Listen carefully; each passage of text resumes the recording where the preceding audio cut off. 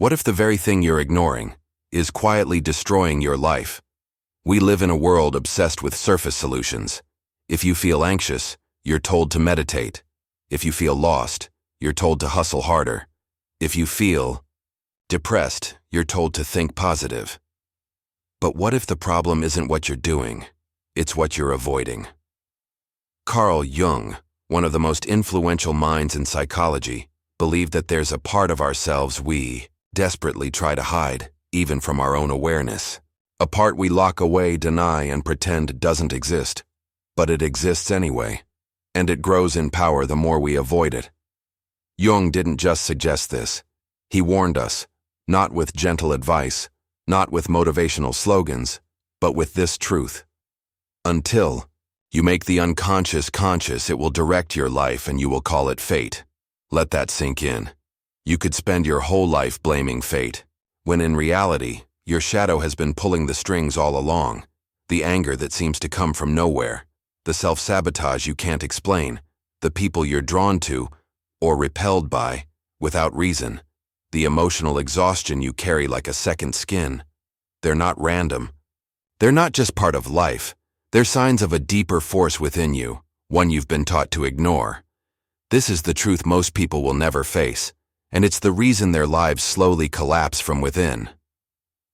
In this video, we'll go deep into Carl Jung's darkest and most transformative insight. Why ignoring your shadow self doesn't make it go away. It makes it stronger. And how the key to healing, power, and purpose is facing what you fear most.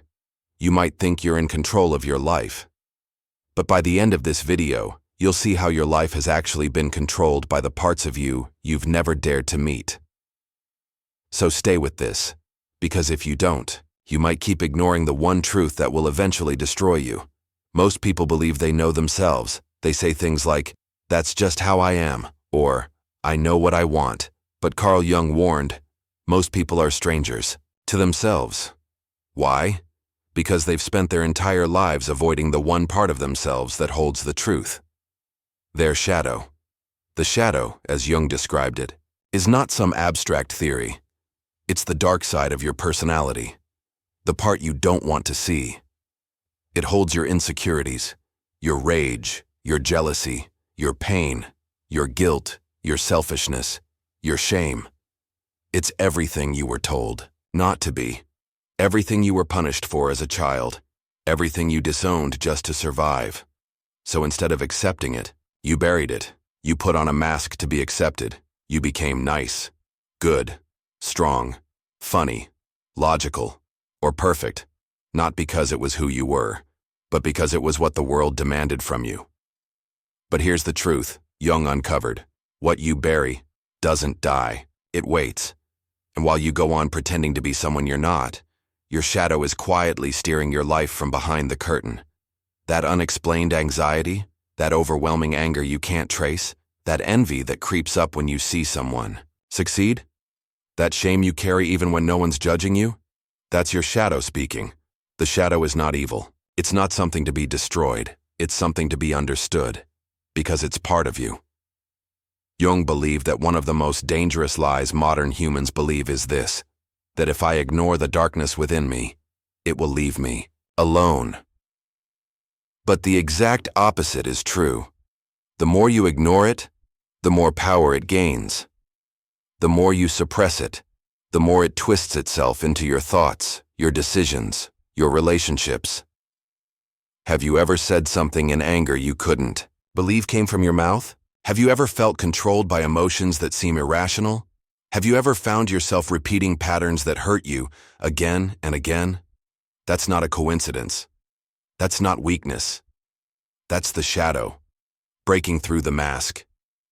You've spent years trying to fix the symptoms, not realizing that the cause has been living inside you the whole time, unseen, unacknowledged, and growing. And Jung's greatest fear, that you would spend your entire life haunted by a version of yourself you never had the courage to face. So before we move forward, ask yourself, what part of me have I been running from? And how long will I keep running before it finally catches up? Because this, Jung said, is not just psychological, it's existential. Carl Jung didn't casually suggest we should examine our inner world. He issued a warning, a deeply psychological and deeply spiritual warning that ignoring your inner darkness would cost you everything. In Jung's words, until you make the unconscious conscious, it will direct your life, and you will call it fate. This isn't just a poetic statement. It's a diagnosis of why so many people live lives of quiet despair, why they keep repeating destructive cycles, ending up in the same pain, the same failed relationships, the same emotional dead ends. Because what we don't realize is that every wound we ignore doesn't disappear. It becomes unconscious, and the unconscious mind is not silent. It speaks through chaos. Let's break this down. Most people carry childhood wounds they've never faced: abandonment, humiliation, rejection, betrayal. They were told to get over it or be strong, so they buried it. But those wounds didn't vanish. They simply changed form. The abandoned child becomes the adult who clings in relationships or can't trust anyone. The rejected teen becomes the adult who either pleases everyone or sabotages everything. The humiliated child becomes the perfectionist, obsessed with never being seen as weak again. And the tragedy? They don't even realize they're doing it. They think they're making free choices. They think they're in control, but their shadow is the one behind the wheel. Jung said this is the greatest danger of unconsciousness. It makes you a puppet to invisible strings. And the worst part? The more you suffer, the more convinced you become that life is against you. So you blame the world. You blame your parents. You blame your boss. You blame your ex. You blame bad luck, or God, or karma. But the true enemy is the shadow within you that you never learned to face. People will do anything, no matter how absurd, to avoid facing their own souls. Carl Jung. We run. We distract ourselves with phones, work, sex, success, even self-help. But all of it, every distraction, is an escape from the mirror we're too afraid to look into. And Jung saw this happening everywhere. He didn't just warn about it, he predicted it. He saw that modern society was becoming increasingly external, that people were becoming obsessed with appearance over authenticity, image over identity, ego over essence. And he knew where that path led: to addiction, to emotional breakdown, to relationship failure, to existential dread, and in some cases, to total collapse, because when you ignore the unconscious, you become split. You wear one face in public, while your shadow grows restless in the dark. Until one day, it erupts. A breakdown. A crisis. A betrayal. An act of self-destruction that makes no sense, but in reality is the unconscious screaming to be seen. Jung believed the cost of denying your inner world is nothing less than your soul. And if you're watching this thinking, that sounds like me, you're not alone. Because, the moment you recognize the shadow is real, that's the moment healing begins. But it starts with a decision. Will you keep calling it fate, or will you finally make it conscious? Imagine you're walking around with a bomb in your backpack. It's ticking quietly. You don't see it. You don't hear it. You don't believe it's there. But it's there, and it's counting down. That's, exactly what it's like to live with an unacknowledged shadow.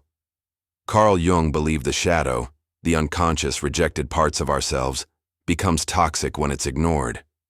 Not because it's evil, but because it's misunderstood, suppressed, and denied its voice. Let's be clear about something. Your shadow doesn't destroy you overnight. It works slowly, subtly, and strategically, from within. Step 1. Repression. It all begins innocently. You feel jealousy, but you tell yourself, I'm not a jealous person. You feel rage, but you swallow it thinking, I'm above that. You feel desire, but you suppress it, whispering, that's inappropriate. Each time you reject a part of yourself, you push it into the unconscious, but the unconscious is not a graveyard. It's a workshop, and what goes down there doesn't stay buried. It builds pressure. Step 2. Projection. Eventually, the shadow finds a way out. Not through the front door, but through other people. You start projecting your own repressed qualities onto others. You don't see your own aggression, but everyone around you seems hostile. You don't recognize your envy, but you can't stand that successful coworker. You don't accept your neediness, but you constantly attract clingy partners. Jung called projection the greatest source of misunderstanding between people. Why? Because it blinds you to what's really going on. You're not reacting to them. You're reacting to yourself, disguised as them. This is how the shadow twists relationships, ruins marriages, and poisons communication. You're fighting ghosts you don't even realize you've created. Step 3. Emotional sabotage left unchecked. Your shadow grows bolder. It starts to take over your choices. You stay in jobs you hate, because deep down, you believe you don't deserve better.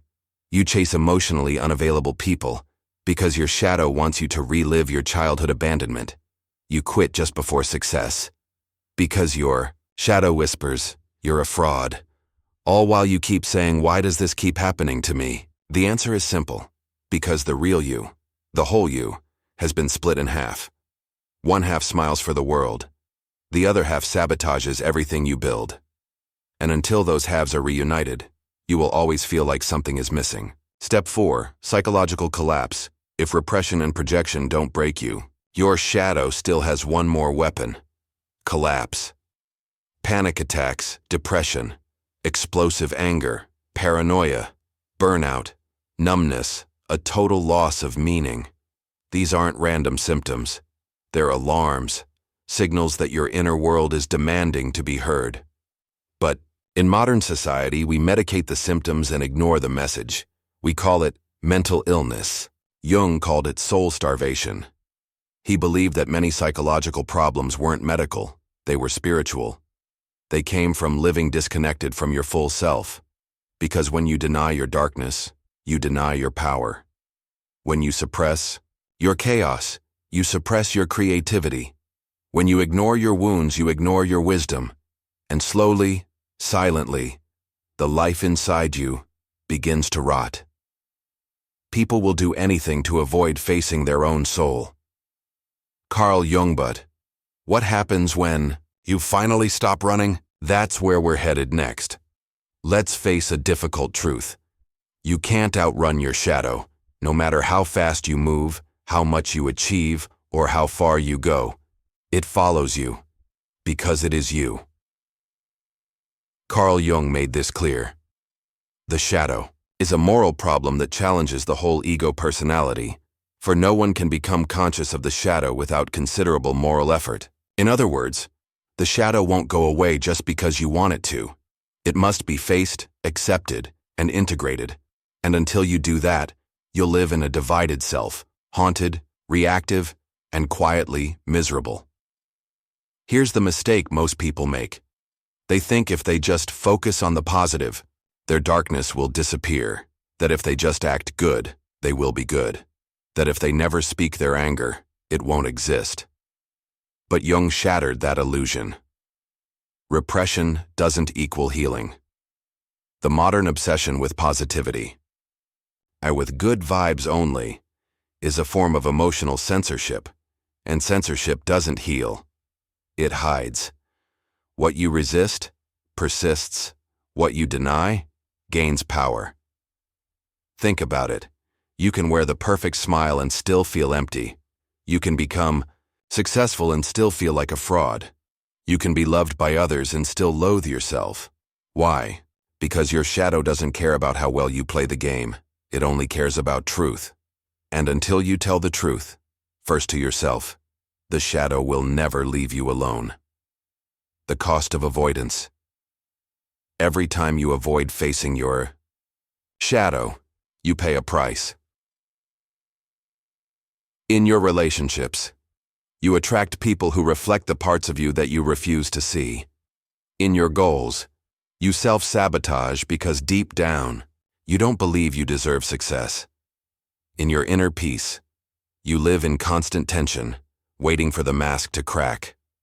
Jung warned that people who deny their shadow become possessed by it. They don't notice it happening, but they slowly lose control of their lives. They become bitter, resentful, paranoid, and emotionally unstable, and they don't understand why.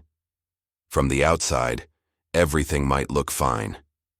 But inside, the war never ends. You're not supposed to escape it. Here's the shift Jung asked us to make. Stop seeing your shadow as the enemy. Start seeing it as the path. This is where most people get it wrong. They want enlightenment without dissent, growth without pain, freedom without truth. But as Jung said, one does not become enlightened by imagining figures of light, but by making the darkness conscious. The shadow isn't here to destroy you. It's here to complete you. It contains everything you lost along the way: your ability to say no, your capacity to express anger without shame, your raw creativity, your hidden strength, your truest desires, your deepest fears. Your original self. Escaping it would mean abandoning the parts of you that still carry power, and that's the tragedy Jung tried to warn us about. Most people never become whole, not because they can't, but because they're too afraid to look within. So the question is no longer, how do I escape my shadow? The real question is, am I ready to meet myself fully, no matter what I find? That's what we'll explore in the next section. The path to wholeness, integration, not perfection. Carl Jung never promised that facing the shadow would make you perfect. In fact, he warned against even trying to be perfect. I'd rather be whole than good. Carl Jung. This single line contains the entire essence of Jungian healing, because modern life pushes you to be good, polite, pleasant, agreeable, acceptable. But it doesn't push you to be whole, real, raw, true, and integrated. That's the journey Jung calls us to, not the path of a saint, but the path of a fully developed human being. Let's unpack what that actually means. What integration really is. Integration isn't self-improvement. It's not becoming better in the eyes of society. It's becoming truer in the eyes of your soul.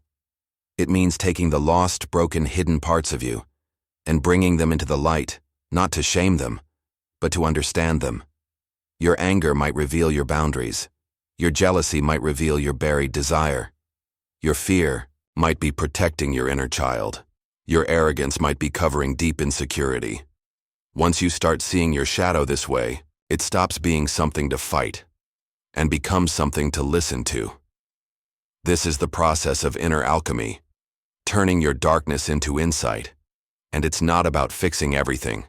It's about becoming aware, because awareness is the first and final step.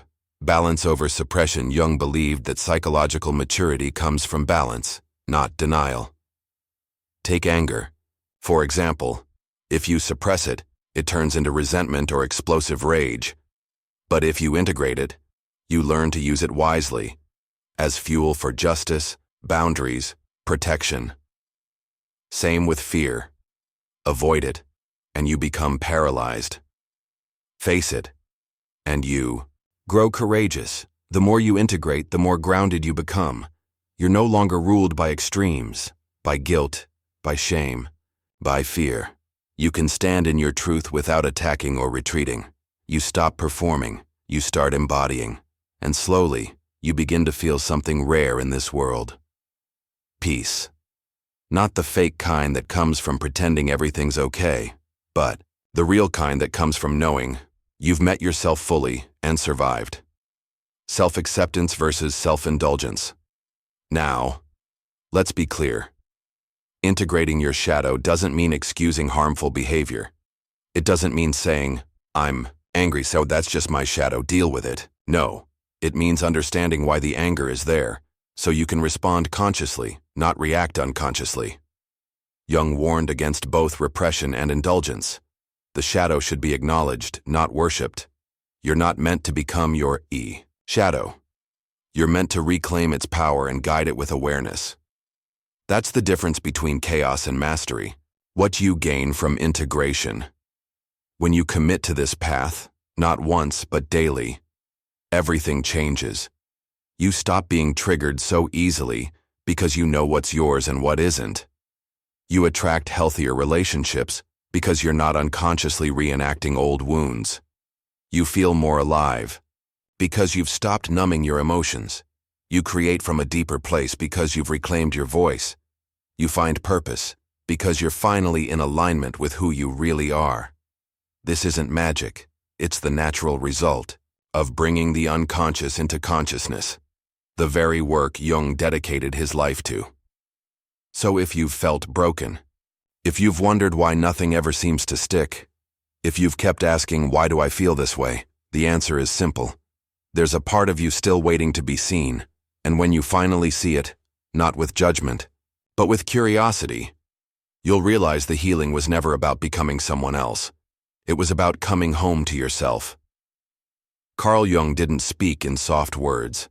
He didn't sugarcoat life's deepest truths. He believed that every human being had a moral responsibility, not just to society but to their own soul. His warning was not against external dangers. It wasn't about politics, war, or the economy. It was this: if you ignore your inner world, it will destroy your outer one.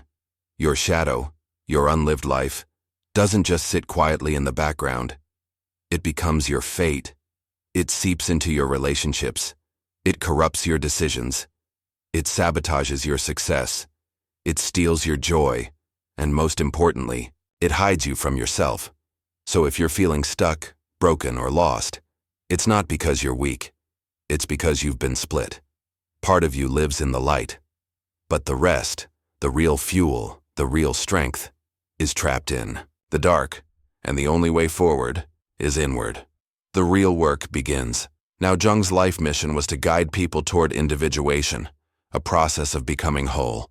Not perfect, not socially approved, but whole. To do that, you must stop looking out there for answers. No guru, book, or technique will do the work for you, because the battle is within. You must ask yourself hard questions. Face your deepest emotions without flinching. Observe your patterns without shame. Speak truths you've buried for years. Reclaim the parts of yourself that the world told you were too much. That's not just shadow work. That's soul retrieval. It's the only way to stop living someone else's life and finally begin living yours. What happens if you don't? Let's be brutally honest. Most people won't do this.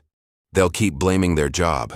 They'll keep recycling the same toxic relationships. They'll keep numbing themselves with distractions. They'll keep wearing a mask and wonder why they feel hollow. They'll scroll past messages like this one and think, yeah, I already know this. But Jung would ask, if you know this, why aren't you living it? Knowing is not enough. Awareness without action is just spiritual entertainment. The truth: if you don't face your shadow, it doesn't just stay dormant, it becomes your master. But if you do, if you choose the harder path, the quieter one, and begin this work, you won't become someone else. You'll become fully yourself. You'll feel less anxious, not because life got easier, but because you're no longer running from yourself. You'll stop being so reactive because you'll understand your own triggers. You'll stop chasing approval because you'll be anchored in your own truth. And most of all, you'll begin to live with a sense of clarity and power you forgot you had, not because someone gave it to you, but because you finally reclaimed it. The shadow is not the enemy. It's the invitation to grow, to feel, to become, to remember. Jung's warning still echoes today. Until you make the unconscious conscious, it will direct your life and you will call it fate. So the question is no longer whether you have a shadow. The question is whether you're brave enough to meet it, because the moment you do, everything begins to fall into place.